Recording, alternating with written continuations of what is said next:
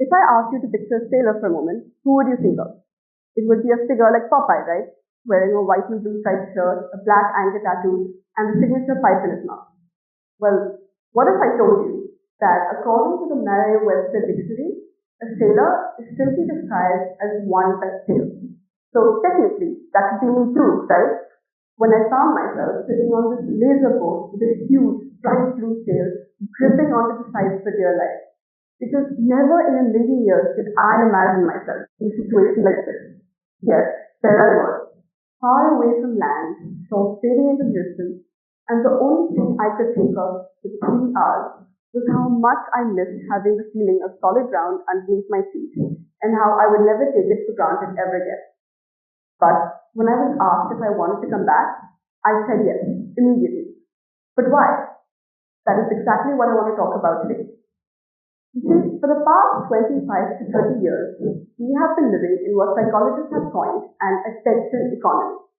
Basically, we live in a world where everything we see, every post, every video has been purposely designed to steer us away from ourselves and distract us from the present. A study conducted by Dr. Gloria Ma, a professor at the University of California, Irvine, found out that the average human attention span is between 40 to 47 seconds. Under a minute.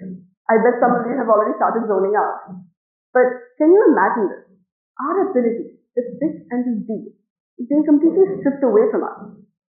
Think about the last time you did an activity, something completely unrelated to school or work that required your full undivided attention, without any music or video or podcast playing in the background. How did you feel while doing it? And after? Did you feel more fulfilled, more focused? Well, the American Journal of Positive Psychology says that doing a creative or physical leisure activity even once a week can drastically improve psychological well-being and lower stress. So the next time you find yourself painting or reading or drawing or playing instruments or a sport, and you think of how you could be using your time more productively, I hope you remember that a hobby is productive. It is important, just in a different way. Coming back to sailing. You can sail in two major ways. First being, you can upwind, which is about 45 degrees towards the wind. The waves are choppy, it's rough, and honestly quite unpleasant. Or you can sail downwind, which is against the wind and in comparison much, much calmer. Unfortunately for me, I was sailing upwind most of the time. And as much as I hated it, and as much as my mind was telling me to turn the boat around and sail wherever I wanted to, I couldn't. Because I had a lighthouse to get to. That was my goal.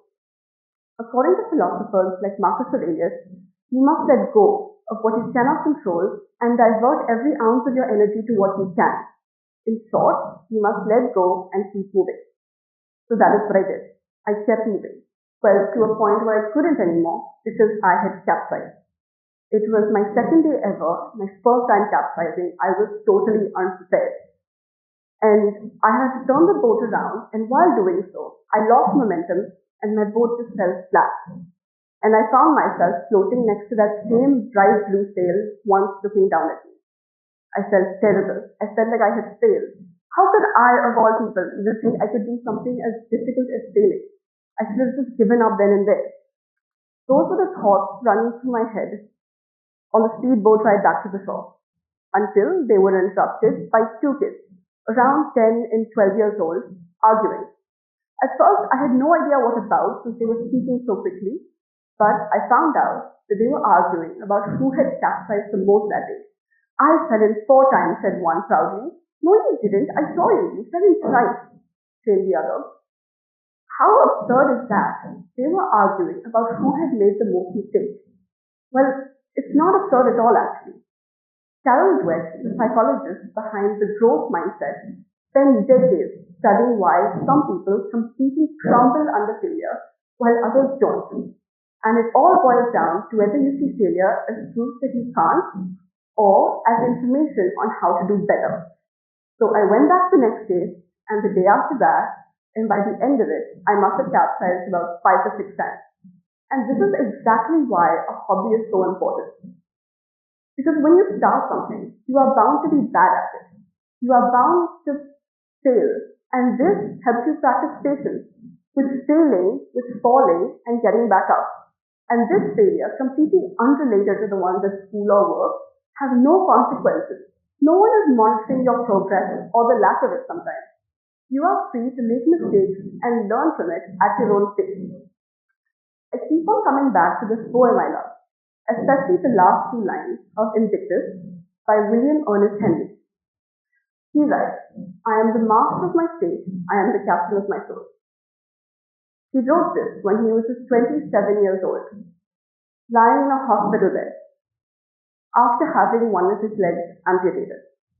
He had no idea where his life would take him. He had no control over anything.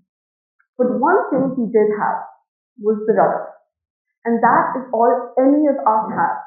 And sometimes climbing onto a boat you have absolutely no business operating is where you just might find it. Thank you.